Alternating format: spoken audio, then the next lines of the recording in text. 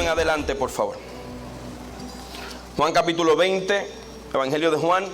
Y alguien podría decir, pastor, pero vamos a volver otra vez. Si ya el domingo de resurrección pasó, sí, pero nosotros como iglesia no queremos engavetar la resurrección en la semana mayor. Hay que seguir reflexionando qué pasó después de la resurrección. Después de que Él se levantó, ¿qué ocurrió con los que se encontraron con Él? Y hoy vamos a eso. El primer día de la semana, muy de mañana, las mujeres fueron al sepulcro.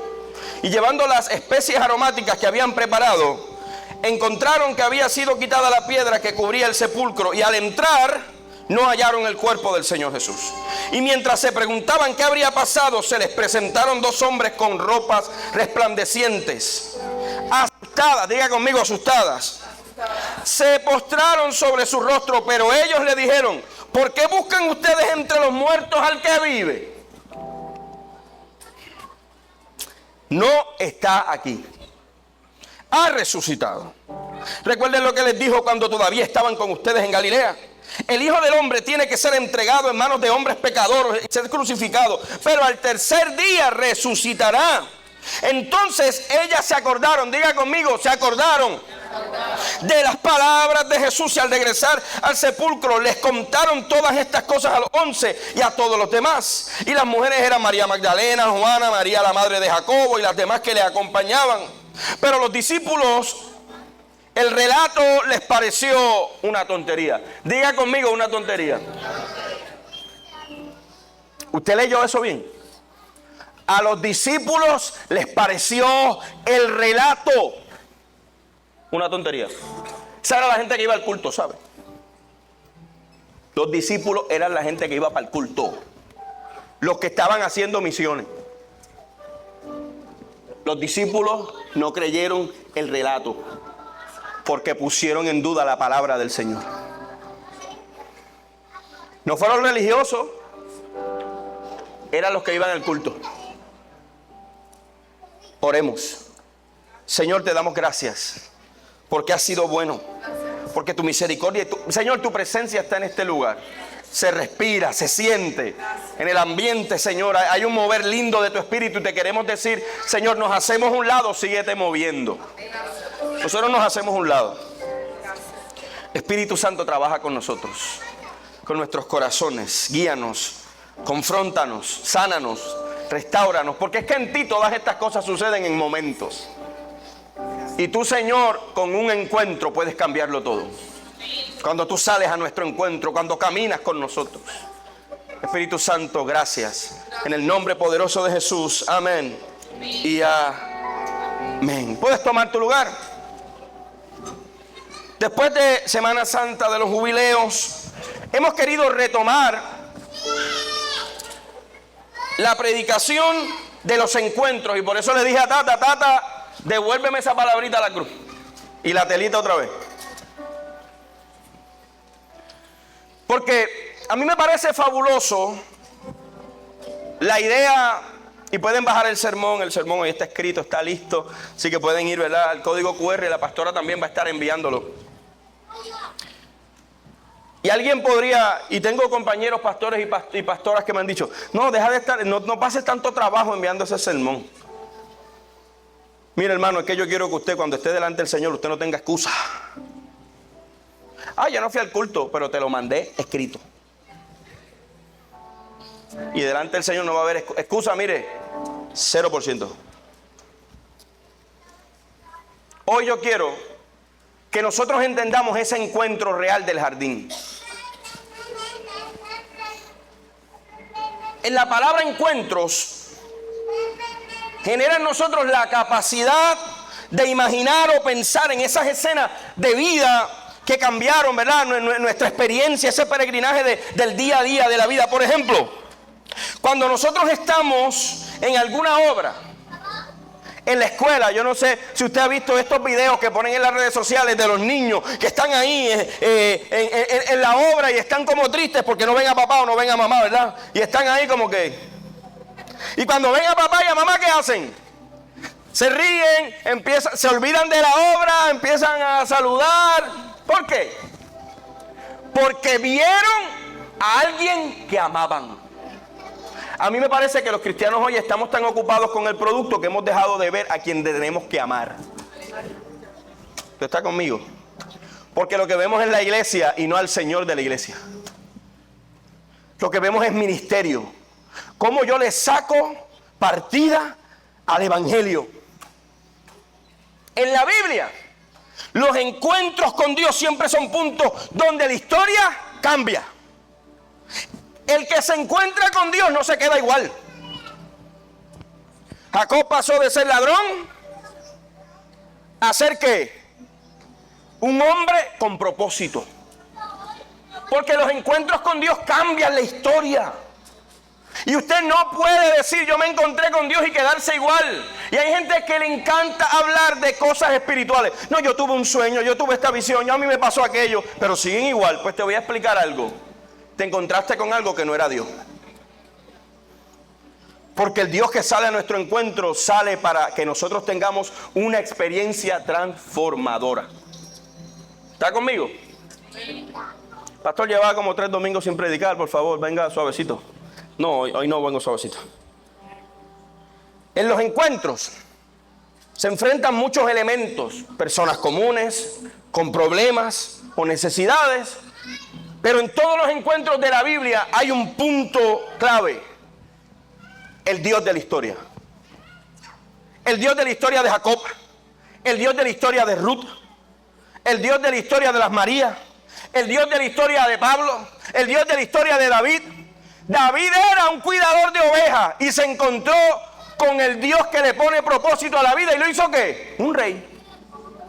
El Dios de la historia de Saúl, el Dios de la historia de Israel, el Dios de la historia de hombres y mujeres que se encontraron de frente con él. El Dios de la historia de Moisés, el Dios de la historia de los desiertos. Y como pastor, yo no quiero que en esta semana nosotros, en este mes completo de mayo, olvidemos el poder de los encuentros de la resurrección. Hemos engavetado a Cristo. Y gloria a Dios que cerraron con ese himno. ¿Su nombre es quién? Su nombre es Cristo. El nombre no es Ivonne, el nombre no es Jonathan, el nombre no es Brenda, el nombre, no es el nombre de nosotros. ¿Y por qué a veces la iglesia ha estado, mire mi hermano, por años haciendo algo horrible? Engavetando a Dios y la Biblia. Yo uso la Biblia cuando la necesito, pero la engaveto cuando me confronta. ¿Está conmigo? El Dios de la Biblia no es de guata. No es un muñeco que tú manipulas y que tú le dices qué cosas vas a hacer. Usted sabe que hay muñecos que usted le habla y eso graba y habla. Dios no es así. Nosotros quisiéramos tener al Dios que nosotros le decimos: Dios, dime que voy a ser exitoso. Pero Dios te contesta: es que yo no quiero que seas exitoso. Voy a pasarte por el valle de la sombra y de la muerte para que conozcas que yo soy tu pastor. David no conoció el buen pastor porque andaba en el valle de la abundancia. Lo conoció porque andaba en el valle de la sombra y de la muerte. Dios no siempre nos dice que sí. Lo repito. Dios no siempre nos dice sí. Pero ¿saben qué sí hace Dios? Siempre nos grita de diferentes maneras: aquí estoy.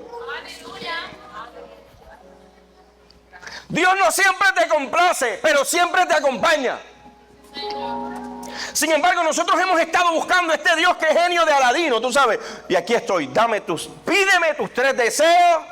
¿Qué tú quieres? Casa nueva, carro nuevo, prosperidad.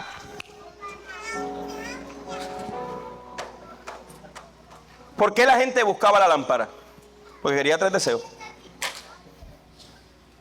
Dios no cumple deseos. Tú vives para cumplir sus deseos. Dios escucha el clamor de sus hijos, pero le entrega lo que necesitan. Hoy, el Dios que nos grita: aquí estoy. En estas semanas de mayo, estas semanas del encuentro, yo quiero que tú sepas que Dios quiere hablar con tu alma. Yo no sé si tú has estado en el carro y has estado pasando por momentos difíciles y todo lo que es queja y dolor y quebrantamiento y nada me sale bien y nada me sale bien. Y de momento vas en el carro y escuchas una canción que hace años no escuchaba. Y Dios empieza a hablar con tu alma. Como el escritor sagrado cuando sabe que algo está cambiando en la historia y dice: alma mía, alaba al Señor y no olvides ninguno de sus beneficios.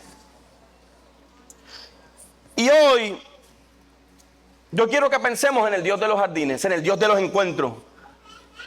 ¿Cómo tú te sentirías estar en una obra y ver a lo mejor a la persona que tú amabas, pero siempre estaba trabajando, no podía llegar? Yo quiero que tú sepas que en cualquier obra de tu vida Dios va a estar.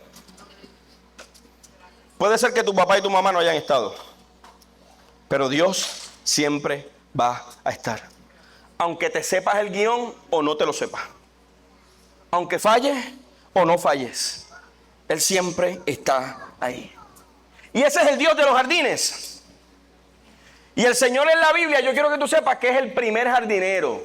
Diga conmigo, jardinero. Dios crea el Edén. Cuando no existían jardines, Dios creó uno. Dios no tomó el ejemplo de otro jardín para crear el Edén.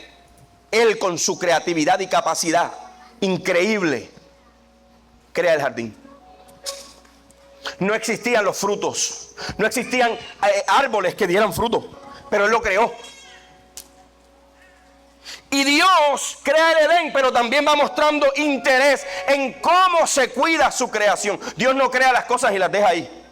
Dios muestra interés en cómo yo la voy a cuidar, cómo tú lo vas a trabajar. Yo voy a crear al hombre y a la mujer para que sean mayordomos, para que trabajen la tierra, para que se multipliquen. Por lo tanto, esta imagen nos muestra un acto de cuidado, de orden. Diga conmigo, orden. Orden.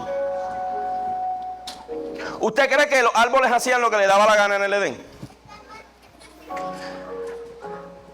Los frutos se dan por temporada, no cuando le da la gana el palo. Lo repito.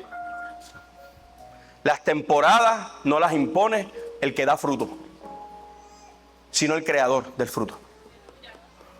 Usted puede sembrar una mata, las matas de plátano dan fruto una vez al año, ¿estoy correcto?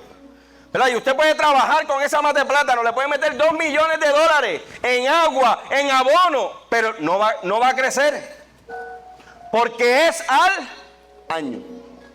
Y alguien puede decir: no, pero pastor, ahora genéticamente se pueden hacer un montón de cosas. Sí, pero no sabe igual.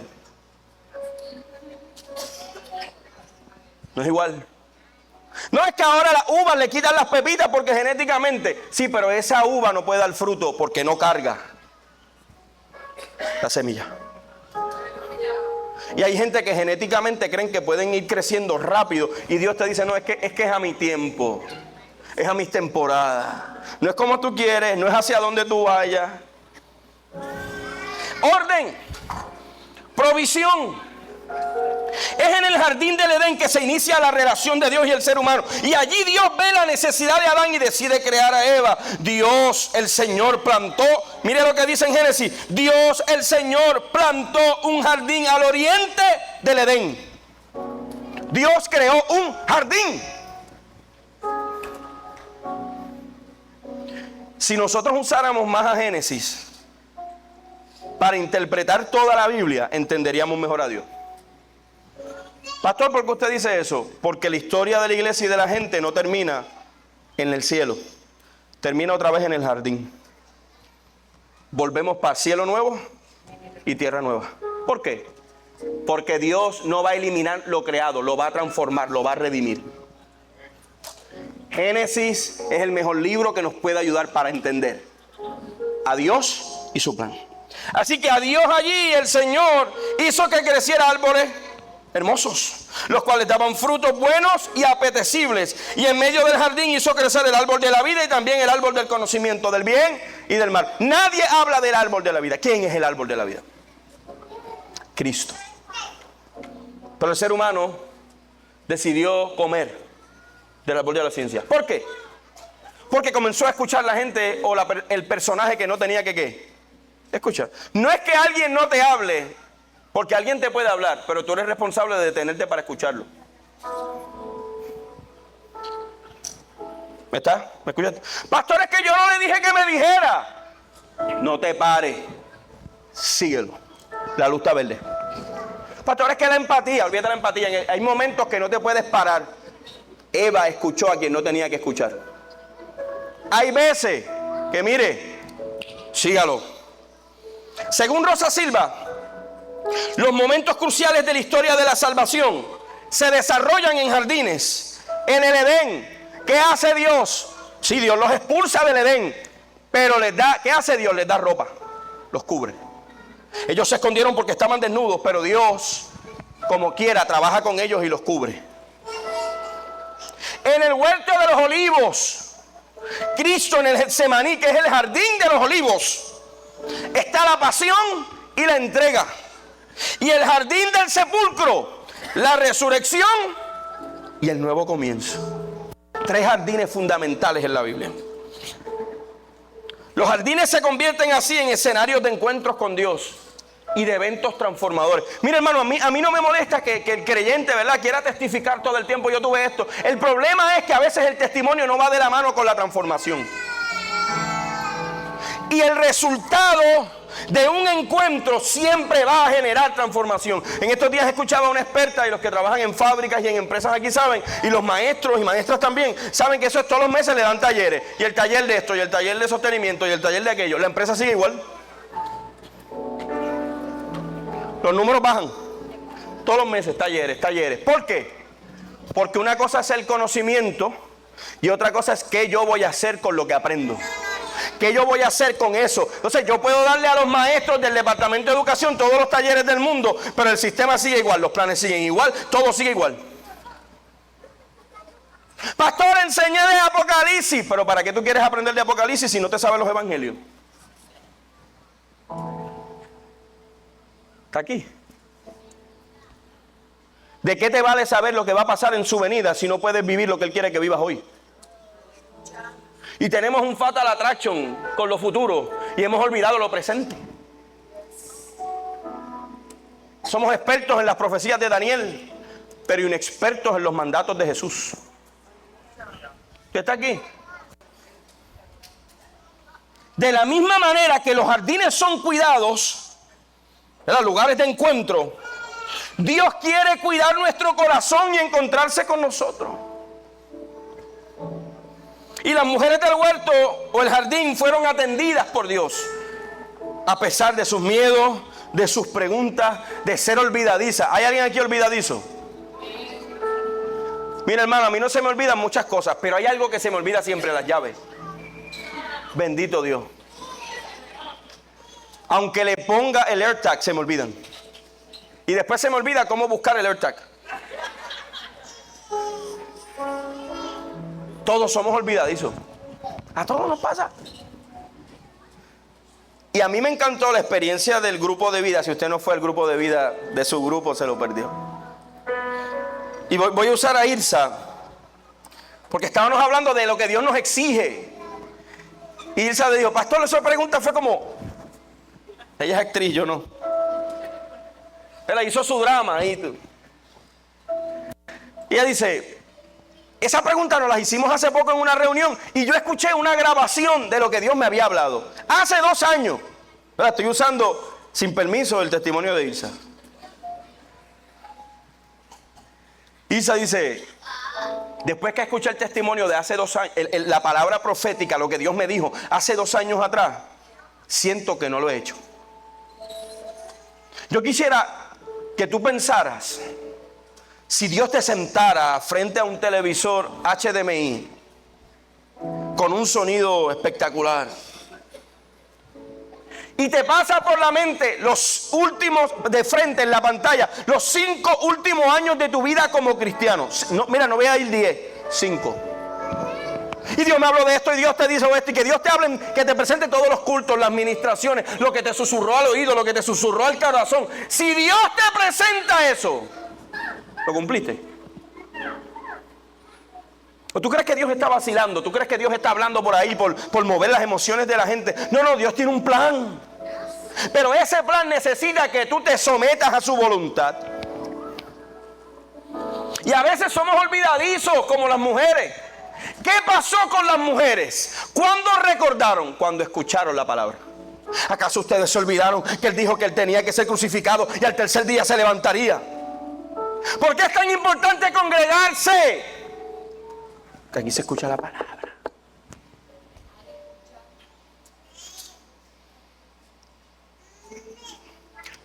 Hemos cambiado la palabra congregarnos como responsabilidad y hemos puesto la palabra comunidad, que si quiero voy.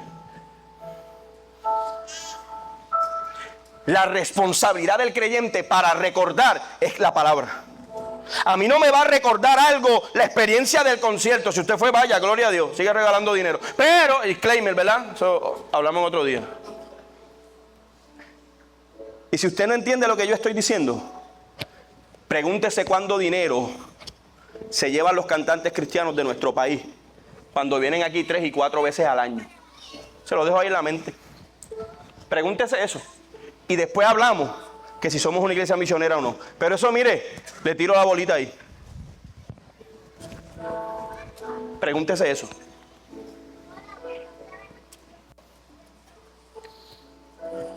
El Dios de los jardines, hablando con las mujeres, va, escuche bien esta palabra, revitalizando la fe y la esperanza de aquellas mujeres cada segundo. Ustedes no recuerdan que Él dijo que tenía que ser crucificado, pero no se preocupen porque al tercer día Él dijo que se levantaría. Todo este diálogo se va dando en el jardín. ¿Por qué Dios escoge un jardín? Porque Dios no espera encontrarse en el camino como los de Maús, porque Dios quiere retomar lo que empezó a hacer en el Edén, a cuidar, a mostrar su gracia, a amar. Es ahí donde, en ese lugar de dolor, donde se da, la tumba era un lugar de dolor, pero Dios decide hacerlo un lugar de encuentro, un lugar de sanidad. Esas mujeres fueron a llorar, pero salieron con esperanza. ¿Usted no le ha pasado eso, que viene al culto a llorar, a quejarse, y de momento la palabra lo revitaliza y dice, vamos para adelante otra vez, vamos a volver a tomar lo que Dios nos dio, lo que Dios nos dijo que haríamos? Usted, si llega arrastrado, llegue, pero llegue, porque es cuando escuches la palabra que todo empieza a cambiar. Dios tiene una palabra para ti cada miércoles, cada domingo, cada día, cada semana. A lo mejor tu niño hablándote, Dios te lo está usando para darte una palabra.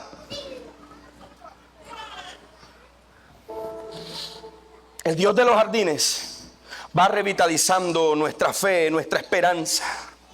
Así que el problema que se da en el jardín es que a pesar de que los jardines en la Biblia muestran el cuidado de Dios, también en el Edén se muestra la fragilidad humana. Diga conmigo, fragilidad.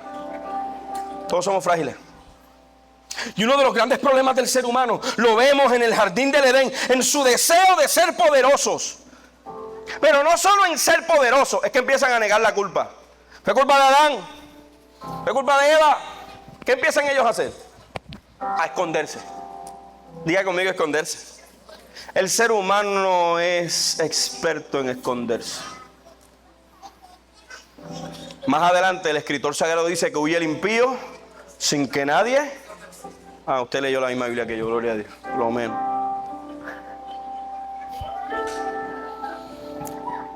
En ese primer jardín, Adán y Eva cayeron en la trampa de las buenas ofertas. Hay ofertas que parecen buenas, pero no son de Dios.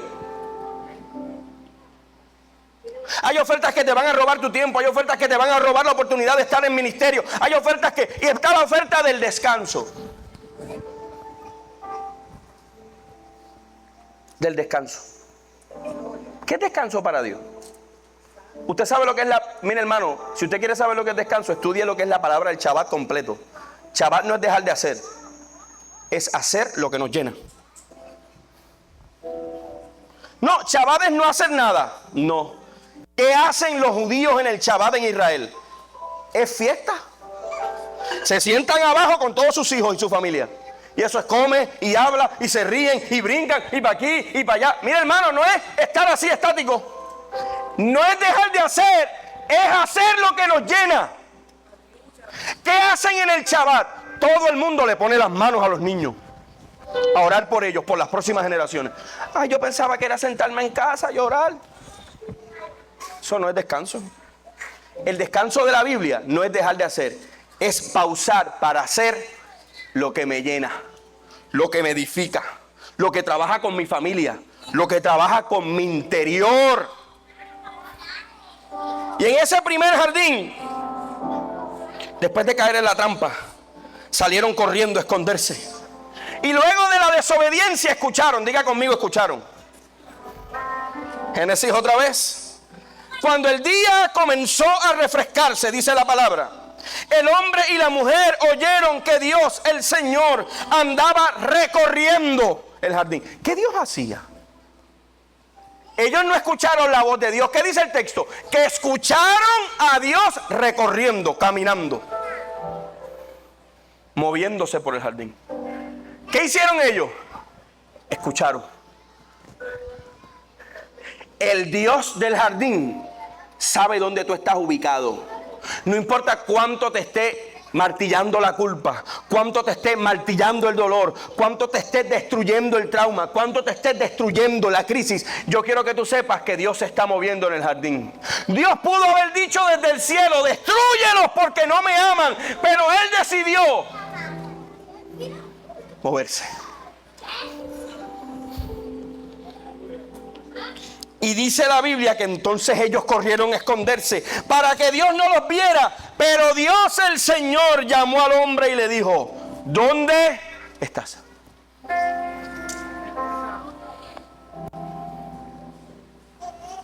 ¿Usted se cree que usted no le va a rendir cuenta a Dios?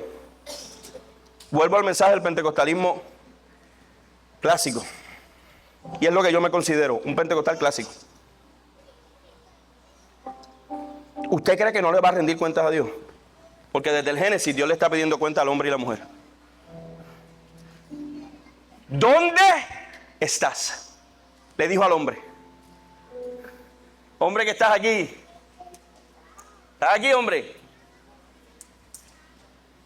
Deja un poquito la consola y los jueguitos y el Netflix y atiende tu casa. Atiende tu casa, atiende tu esposa, atiende a tus hijos, siéntate a discipular a tus hijos. Ser un hombre no es vestirnos de cierta manera o ser de cierta manera. Es ser responsables con lo que Dios nos ha dado. Ser un hombre es mucho más que nacer con algo. Ser un hombre es ser responsable de lo que Dios te dio.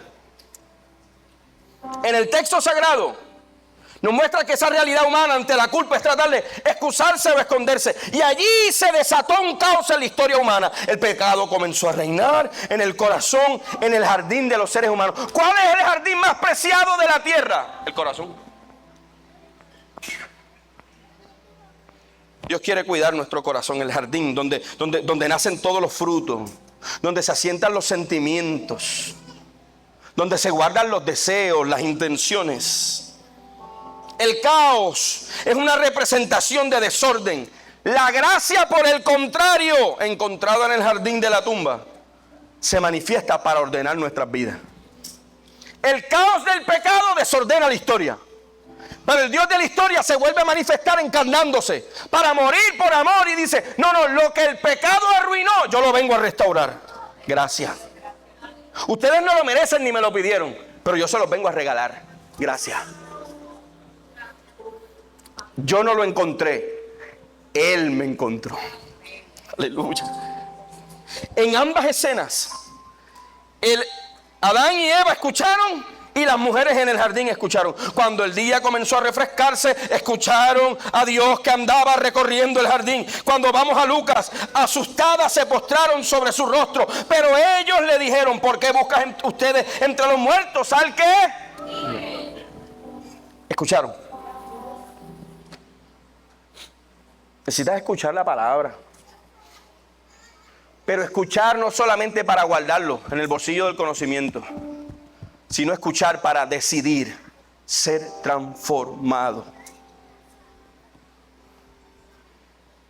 Dios se dejó escuchar en ambos casos. En el caso del pecado, en el caso de la incredulidad.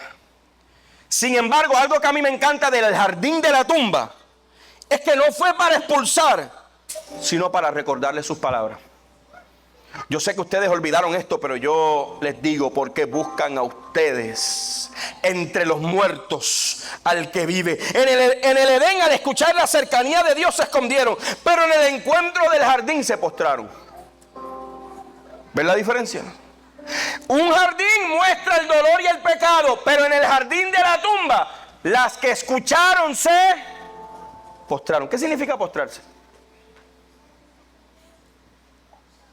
Postrarse significa, mire para acá, guardar todas las ciencias en el bolsillo, guardar todo el conocimiento en el bolsillo y decirle a Dios: tú mandas, yo no.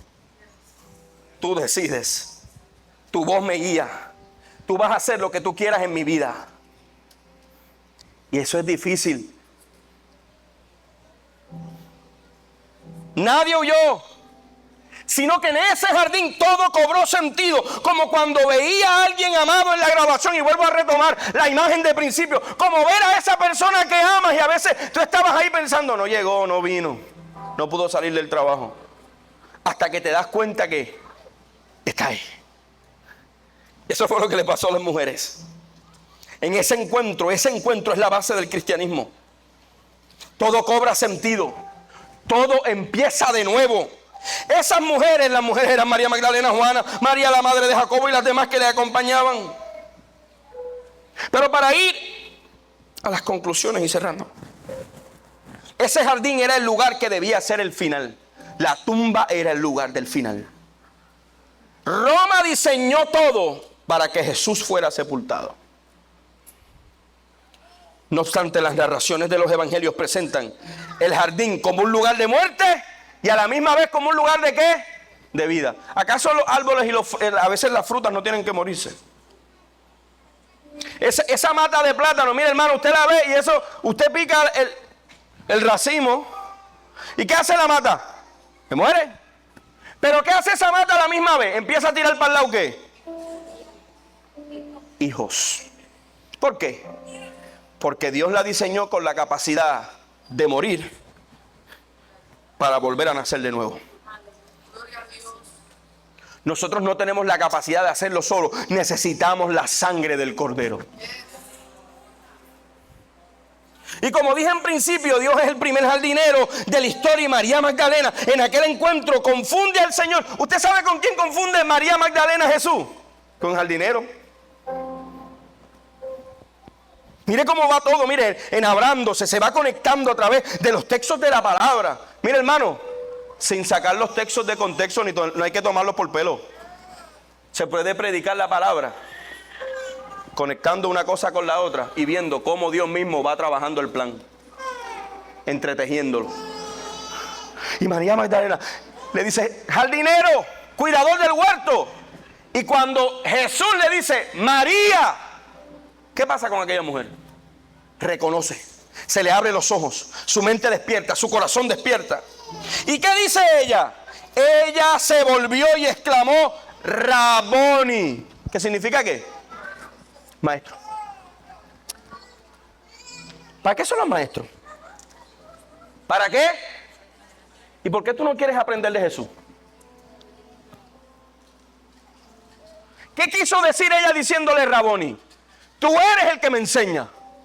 Tú eres el que te revela. Tú eres el del conocimiento. Tú eres el que sabe. Tú eres el poderoso. Ella lo que está gritando es: no soy yo, Señor. Tú eres el maestro.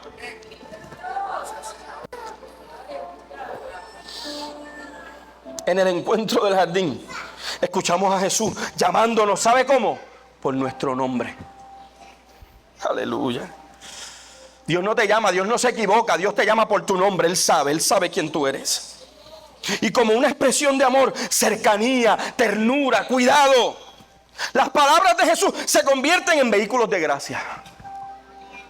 ¿Sabes para qué? Para redirigirnos nuevamente a Él. Yo vine a llorar y el Señor te dice: no, tú viniste para celebrar. El plan era llorar, pero yo te estoy dando un plan mejor, perfecto. Tú viniste a celebrar que yo he resucitado al tercer día y yo soy tu Señor. Y en esta escena se da un encuentro personal. María le llama Raboni. Y es allí, mi hermano, donde se vivifica la fe de las mujeres. Y este reconocimiento no es solo un acto de memoria, sino una revelación espiritual. Y Fee afirma, esto me encantó, él dice: el Espíritu Santo es el agente de la nueva creación, el que hace posible el encuentro personal y transformador con el Cristo resucitado. No es solo tener el conocimiento y la memoria, es que esto que yo estoy viviendo, este encuentro, cambia todo. La invitación de Cristo, el propósito de este encuentro, mire para acá, es ser sanado. ¿Usted tiene algún dolor? Jesús quiere sanarte. Y mucho más allá del milagro físico que a veces estamos, Señor, el milagro.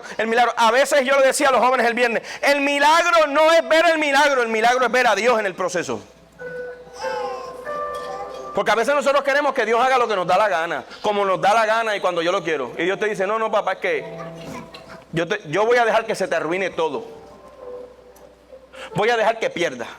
Voy a dejar que tengas crisis. Voy a dejar. Dios quiere sufrimiento. No, Dios no está provocando el sufrimiento, pero lo va a usar.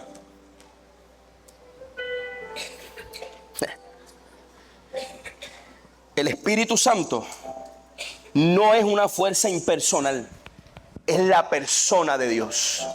El Espíritu Santo nos llama por nuestro nombre y experimentamos la realidad de la resurrección. No una doctrina fría. Usted ha ido a cultos que usted todo es verdad, y esa liturgia ahí, y ahora vamos a todos a confesar nuestros pecados, y ahora vamos. ¿Por qué?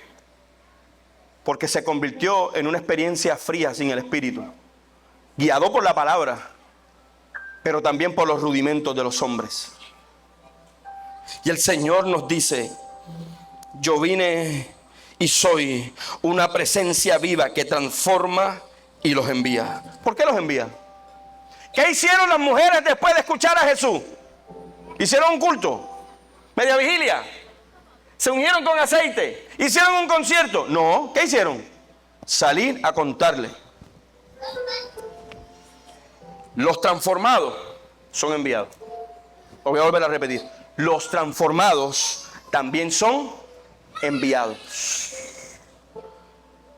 Y cierro diciéndole, amado y amada, el mismo Espíritu que levantó a Cristo en el jardín, hoy quiere levantarte a ti. El mismo Espíritu de la resurrección, ahí pone la misma esperanza cristiana. Si puede ser que parezca que todo murió, pero en el jardín, cuando escuchamos al Señor caminando, andando, moviéndose por el jardín, parece que estamos desnudos, parece que hemos perdido la esperanza, pero escuchar al Señor en el jardín es saber algo. Él vino a trabajar con nosotros. Él quiere vivificar nuestros corazones, nuestros jardines. Dios desea ser el jardinero de tu vida, para podar las ramas deshechas y dañadas por el dolor y el miedo. Y como bien dice la palabra, Jesús dice: mi Padre es el labrador, y yo soy ¿qué? La vid. Pero ustedes separados de mí, que nada podéis hacer. Pero también Él dice que el labrador va a llegar a cortar las ramas que no dan fruto y a tirarlas ¿dónde? Al fuego. Sería bueno como tapar esa parte. Mira, como que meterle un... Tapa eso, nadie quiere hablar de fuego. Y literalmente está hablando de tirar las ramas secas al fuego. Porque las ramas secas en nuestra vida son albergues para enfermedades.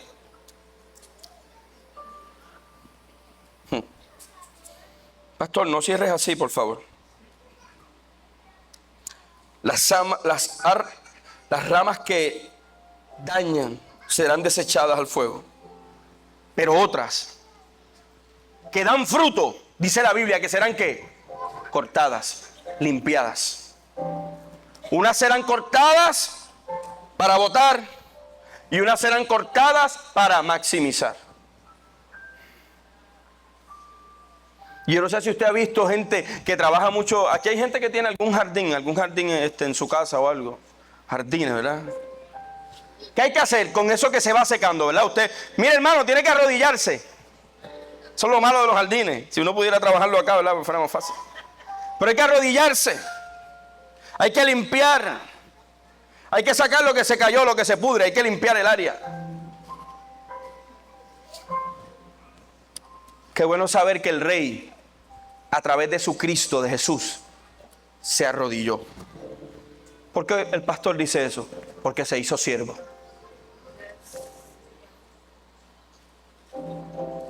¿Cuántas excusas le ponemos al Señor? El llamado en este encuentro, mi amado, es a llenarnos de Cristo para poder llenar a otros. Por ahí mucha gente me ha dicho, pastor, vamos a hacer aquello, vamos a hacer lo otro, que los grupos pequeños, que aquello. Tú estás lleno de Cristo. Pastor, es que yo estoy listo para predicar, para hacer... Tú estás lleno de Cristo realmente. Porque estar lleno de Cristo es la única manera en que yo puedo llenar a otros de Cristo. No es un producto que yo puedo comprar en Walmart. Es una persona. Y sentarnos a hablar de lo grande que somos y de lo que podemos hacer, eso es fácil. Lo difícil es decirle a Cristo, habita en mi vida. El llamado hoy es a llenarnos de Cristo. Pero para eso, usted sabe que hay que decir en esa escena del encuentro, que es para mí una de las palabras más maravillosas entre María y Jesús. Raboni, vuelve a ser mi maestro. Vuelve a ser mi labrador. Vuelve a ser el jardinero de mi vida. Vuelve a ser el jardinero de mi corazón. Vuelve a ser el jardinero de mi matrimonio. Vuelve a ser el jardinero de mis finanzas. Vuelve a ser el jardinero de mi ministerio. Y hay gente que va toda la vida por ahí haciendo una carpeta. Y mire, y tengo una carpeta cuando yo sea pastor y cuando yo sea esto. Vas a coger la carpeta y la vas a tener que botar porque Dios te la va a tirar patas arriba. Porque no es a tu manera. Es a la manera de Dios. Y por eso es que hay que volverle a gritar. Sé mi Raboni otra vez. No es que yo aprendí esto en mi otra iglesia que el pastor me enseñó. Bota la carpeta. Bota la carpeta. Porque no te sirve de nada. Hay que volver a decir, Señor, sé mi maestro y vuélveme a enseñar. Y sé mi labrador. Límpiame para dar más fruto. No te quejes. El responsable y la responsable de tu vida eres tú. Ustedes no creen tanto en el empoderamiento hoy en día. Empodérate. Pues empodérate para obedecer. Empodérate para rendirte. Empodérate para reconocer. Empodérate para decirle, córtame.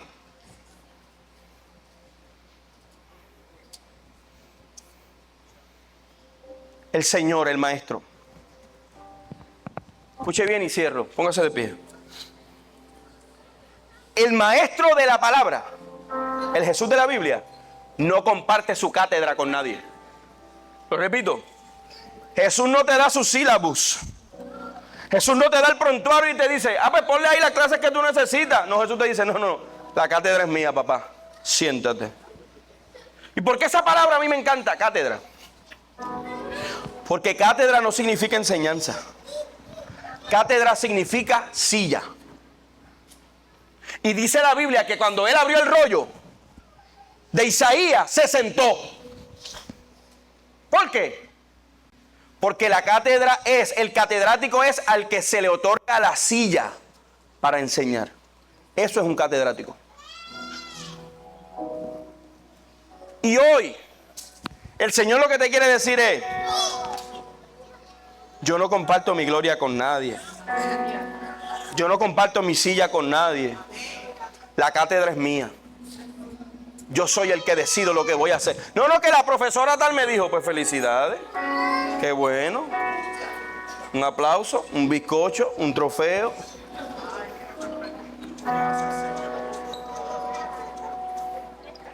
Él está sentado. Él es el Raboni. Y nos quiere. ¿Usted sabe cómo nos quiere? Postrado. Para decir, haz lo que tú quieras. En medio de tu vida, en ese llamado al encuentro, en ese llamado para dar más fruto, en ese llamado para aprender. Y a lo mejor es que yo tengo mucha experiencia, pero el Señor te dice, tu experiencia no es suficiente, yo tengo algo nuevo que enseñarte. ¿Sabes qué necesitamos? Humildad. Humildad para reconocer que no lo sabemos todo. Humildad para reconocer que cada temporada necesita lecciones y valores. Que no podemos administrar el jardín, que Él es el labrador. Es Él. Y hoy yo quiero decirte que el Señor nos puede llevar de tumbadas jardines. Que parece que el jardín es la habitación de la tumba, pero ese jardín se convierte en el lugar del encuentro. En el lugar del encuentro. Yo quiero cantar, y antes de cantar le doy gracias a la gente que está ahí con nosotros conectado. Oramos y bendecimos tu vida. Gracias por estar aquí, gracias por acompañarnos, pero te esperamos aquí de manera presencial para que puedas vivir en comunidad la adoración y ser parte de nuestra familia de la fe. Que el Señor te bendiga.